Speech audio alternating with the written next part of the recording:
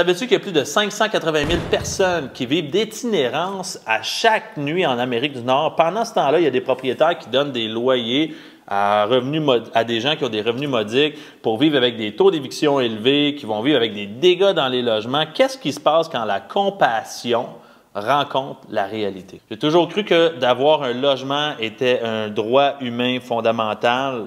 Et puis, en tant que propriétaire, mon seul objectif a toujours été d'être capable de fournir des logements décents à prix abordable. Mais la réalité m'a frappé fort quand j'ai commencé à faire de la location résidentielle pour des gens. En louant des locataires à faible revenu, j'ai continuellement eu les mêmes problèmes qui revenaient. Il y en a trois principales. Le premier étant, j'avais beaucoup de difficultés à me faire payer. Donc, les loyers en retard ou juste manquants, toujours des excuses pour ne pas me faire payer. Deuxième des problèmes que j'ai rencontrés, c'était les dommages considérables au logement. Donc, j'ai eu des logements avec des graffitis, des logements démolis de A à Z. J'ai eu des logements qu'on venait juste de faire qu'en l'espace de 6 mois, on devait refaire au complet. Puis le troisième des dilemmes, c'était le volet émotionnel, de dealer avec des évictions, quand il y a des gens qui habitent là, quand il y a des familles.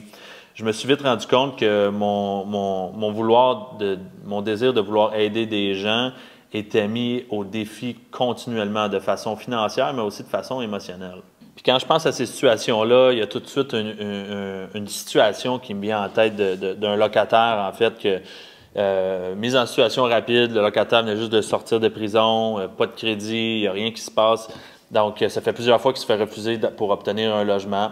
Et puis, je me dis, écoute, il n'y a pas de problème, je vais t'accepter dans mon logement, je vais te donner ta deuxième chance. Pour me rendre compte rapidement que, bon, mois 1, ça a payé, mois 2, ça va bien, pas de problème, mois 3, whoop, on commence à avoir des retards, mois 4, pas de paiement du tout. Et pour ceux qui le savent, au Québec, c'est très long avant d'avoir des jugements. Donc, tu sais, le mois 1, il y avait une excuse, je ne peux pas payer. Il y avait sa fille qui venait le voir. J'ai dû payer pour des dents pour ma fille, elle avait des broches, etc. L'excuse numéro 1, mois 1. Mois 2, écoute, je peux pas payer, j'ai eu un trouble avec mon auto, il faut que je paye mon auto. Puis finalement, à chaque mois, il y avait une excuse différente qui rentrait en ligne de compte. Puis, à un certain moment, j'ai eu pas le choix parce que financièrement, je veux dire, l'hypothèque est toujours à payer, j'ai les comptes quand même à payer. Je voulais bien faire en prenant une personne, puis ça, c'est une des histoires, mais j'en ai une panoplie, mais de prendre quelqu'un, puis l'aider, puis de le repartir, que j'ai dû procéder aux démarches auprès du TAL pour faire une éviction. Puis, je savais qu'émotionnellement, c'était difficile parce que je devais mettre dehors une personne, ses enfants, leur dire, écoutez, ça marche pas, je dois payer mes comptes, j'ai pas le choix, moi aussi, de mon côté, c'est ma famille qui est impactée. Puis il y a une réalité qu'on ne se rend pas compte, c'est que les gens qui font affaire avec les loyers modiques, ou du moins qui louent des logements à moindre coût, ils ont des taux d'éviction qui sont 3 fois plus élevés qu'un propriétaire régulier. Ça veut dire que si jamais tu te spécialises dans de la location de personnes à revenus modiques, bien, il faut que tu t'attendes à avoir 3 fois plus de jobs qu'en temps normal. Donc, quand on s'achète un immeuble à revenus, on ne veut pas nécessairement s'acheter un autre job. Tu sais, on veut acheter un investissement, on veut placer notre argent, on veut que ça fructifie au fil des années et non pas de continuellement être dans la roue émotionnelle et financière que vient avec les problèmes. Suite à ces événements-là, j'ai réalisé que la ligne était très fine entre la compassion et mon désir de vouloir aider les gens, puisque je me rendais compte que, écoute, j'aide peut-être personne finalement dans cette situation-là et je nuis peut-être plus à plus de gens que prévu, à savoir, moi-même, ma propre famille est impactée des problèmes que ça nous cause et le stress financier que ça nous cause d'avoir des paiements en retard, de manquer des mois de loyer, les travaux, sans compter les travaux, là, des fois des factures de 10-15 000 qu'on doit payer du jour au lendemain pour faire rénover un logement après une éviction.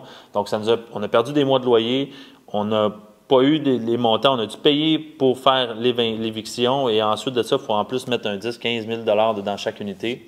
Donc, mon expérience, ce que me démontre au fil du temps, c'est que quand tu achètes un immeuble qui a des locataires à l'intérieur en ce moment à loyer modique ou à revenu modique, quand il vient qu'il y en a un qui quitte ou qu'il y a une éviction qui a lieu, de rénover tes logements de façon décente puis d'augmenter ton prix des logements, ça va te permettre d'attirer une plus belle clientèle, ça va te permettre d'attirer un meilleur environnement pour tous les autres locataires qui vont venir par la suite. D'où pourquoi aujourd'hui, quand j'ai un logement qui se libère, je ne fais pas le minimum, mais je mets peut-être le double de ce que je devrais à l'intérieur pour refaire au complet les planchers, la cuisine, la salle de bain, les parties communes. Et j'augmente mon loyer drastiquement à un prix qui, je sais, ne peut pas être dans le barème ou dans la gamme de prix de tout le monde. De cette façon-là, j'arrive à qualifier les locataires qui viennent me voir, puis m'assurer de travailler avec des gens qui vont apprécier l'environnement que je leur fournis, puis qui vont apprécier le service que je leur donne. Qu'est-ce que tu en penses, toi, de l'équilibre entre la compassion, les affaires, puis ta propre vie personnelle, tes propres finances? Je veux que tu me laisses savoir un peu, est-ce que tu serais plus le genre du propriétaire compassionnel ou plus du genre du propriétaire qui va augmenter les loyers pour louer à un différent type de locataire?